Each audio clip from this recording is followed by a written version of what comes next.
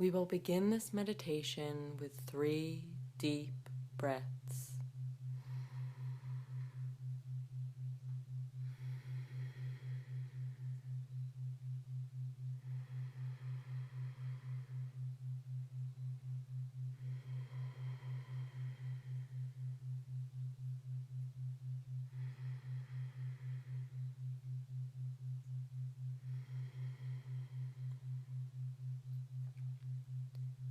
As your breathing evens out once more, allow your eyes to gently fall closed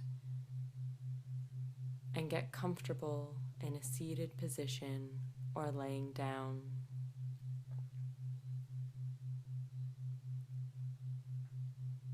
Once your eyes are closed, allow your attention to focus back on the breath, in and out, in and out, allowing the stress of the day or the worries about the future to melt away as the sound of your breath and the motion of your belly and chest take the center of your attention.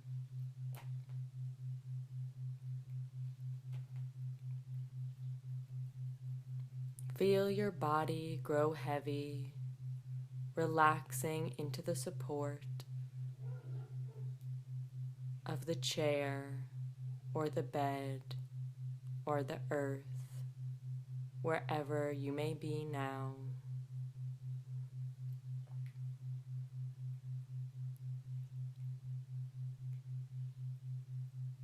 And as you let your body relax, you begin to hear the relaxing crackling of a fire in a fireplace.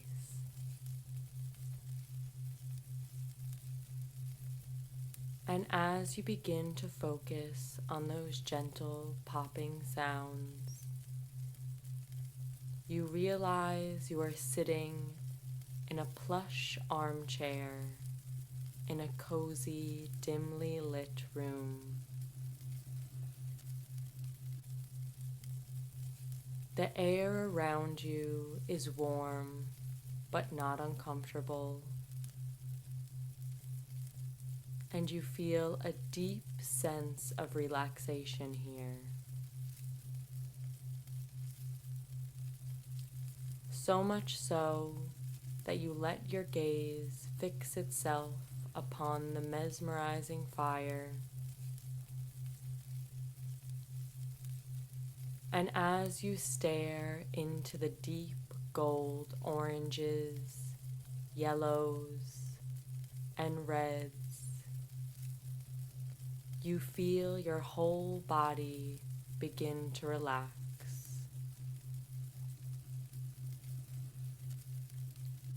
You feel gravity work upon your feet and your legs, feeling your calves and thighs grow heavy, and feeling your back sink deeper into the back of the chair, letting your arms be pulled down by the weight of your elbows, letting your wrists and hands be pulled down by the weight of your arms, letting your neck relax and your head fall backwards, letting your jaw drop down and your brow unfurl, all tension leaving and your body growing heavier and heavier in the chair. The sound and the warmth of the fireplace pulling your body down into a heavy, thick, relaxing haze.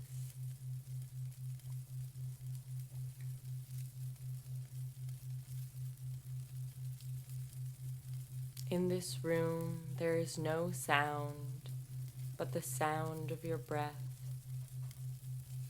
and the popping and crackling of the fire as the wood burns and lights.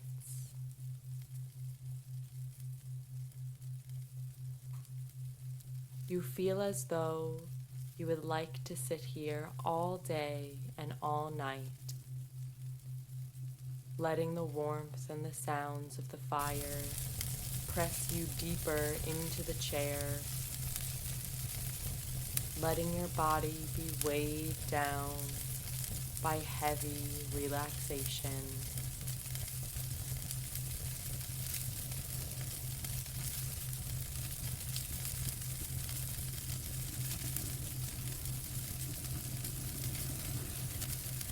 But as your eyes begin to close,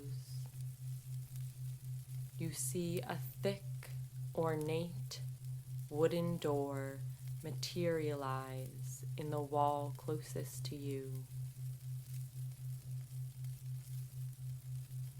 Its appearance does not alarm you, but it does intrigue you.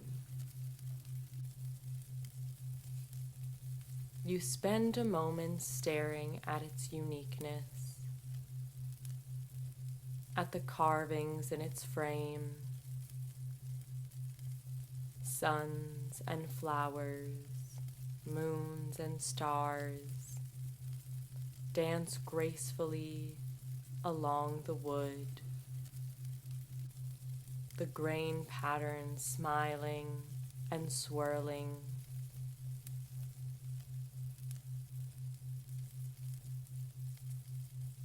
You see a heavy golden doorknob just waiting to be grasped and turned and pushed. And through a small frosted window at the top of the door, you see green and brown shadows. And although you are comfortable, quiet, and contented where you are, your curiosity begins to get the better of you. Slowly you wiggle your toes, move your fingers, bring animation back into your arms and legs and neck. And once you have shaken off a bit of that sleepy, heavy relaxation, you stand up and make your way to the door, placing your hand on the cool, smooth knob, turning it, opening, and walking through. On the other side of the door, there is a beautiful mountain pass. You know it is a mountain because you have started this pathway a little bit up its side, and you can see a small bit of elevation peering off the edge of the path on your right side. On your left is a thick, deep green forest whose silhouettes you saw through the glass of the door, whose mystery and allure pulled you through its threshold. And looking down at the little bit of feet between you and the path and the ground beneath the mountain, you know that there is quite a bit of pathway forward, leading higher to the peak. And it is to the peak that you wish to travel. So you begin to walk forward, dragging heavy feet up the path, still trying to shake off the relaxation the small, warm room gave you. Feeling each step slow down as if moving through water. It is not an uncomfortable heaviness, but it does force you to take the path at a slower pace than you would like.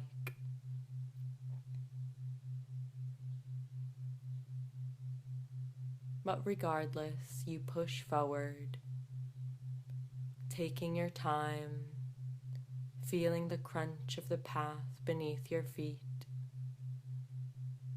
taking in the stillness and beauty of the trees of the forest,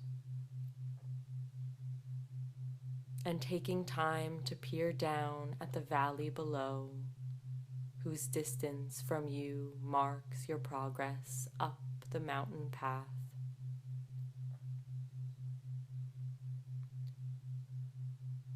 And the more you walk, the more you wish this heaviness, this slowness would wash away, wishing you can enjoy more fully the walk up the mountain, taking it at a brisker pace. And just as you begin to think these thoughts, you begin to hear the light tapping of rain on the forest's canopy.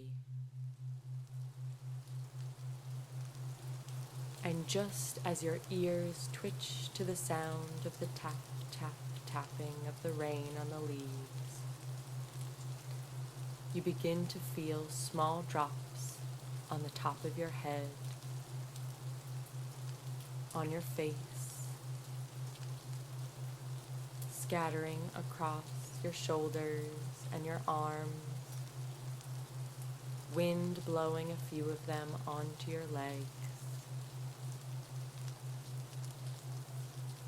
The rain is cool, but not cold, and the sensation of the drops on your body begin to awaken you a little bit more, and you feel drop by drop the lethargy of the fire being washed from your body.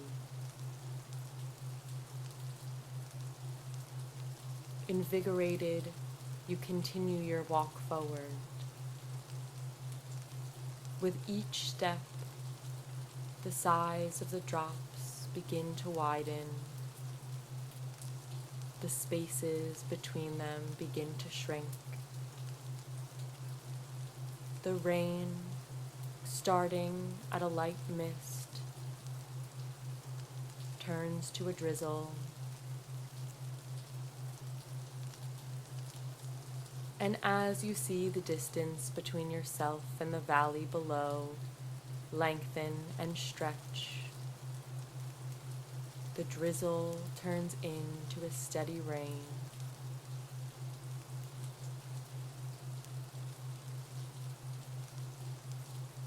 And as the forest seems to get thinner as the peak approaches, the steady rain turns to pounding, thick drops of water. No breeze is needed to wash the water onto your legs, for now the heavy rain hits you, splashing, soaking you all the way through. And as water drops onto your body and rolls off onto the path, You feel every bit of slowness and heaviness wash from your body, taken down the side of the mountain with the runoff, carrying it further away from you as you walk forward, lighter and lighter, wetter and wetter, with every step closer to the peak.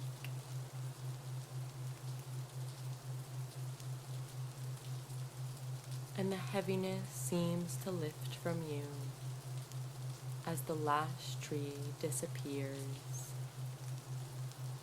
And suddenly you look around and realize you have made it to the peak of the mountain. It is only wide enough for you to stand on, but you are not afraid.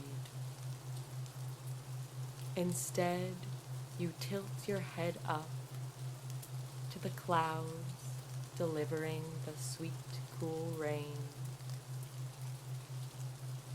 And you allow a big, boisterous laugh to bubble up from your stomach into your chest, up into your throat, and out into the air around you. As the water washes away all heaviness, it is replaced by a buoyant joy. You are excited for all that is to come. You feel as if the rain has made room for something more spectacular than you could ever imagine. You tilt your head back down, still smiling in the aftermath of that laugh, and you look around and see your world from every direction. From each corner, you see nothing but beautiful fields and open horizons. You know that there is space for anything and everything you need to come to you. You have the clarity and lightness of being from this peak to envision all that you wish to see come to you. To know that you have open horizons ahead, that nothing blocks your path, that all that would have held you back is now being carried down the mountain in sloshing puddles and running streams.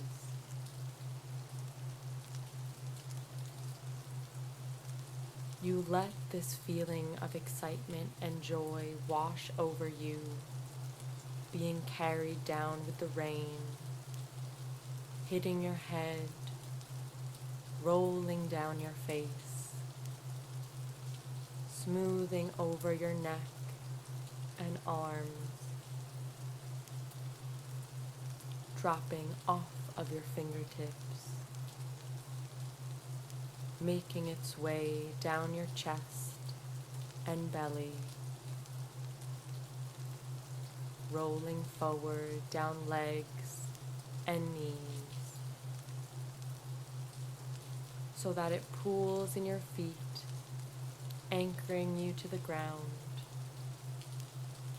knowing that no matter how close you get to the edge, you will not fall. You are safe. And all you must do is look forward, anticipate the best, and allow the rain to carry your sorrow, heaviness, and lethargy away, down the hill, so you may continue to look forward.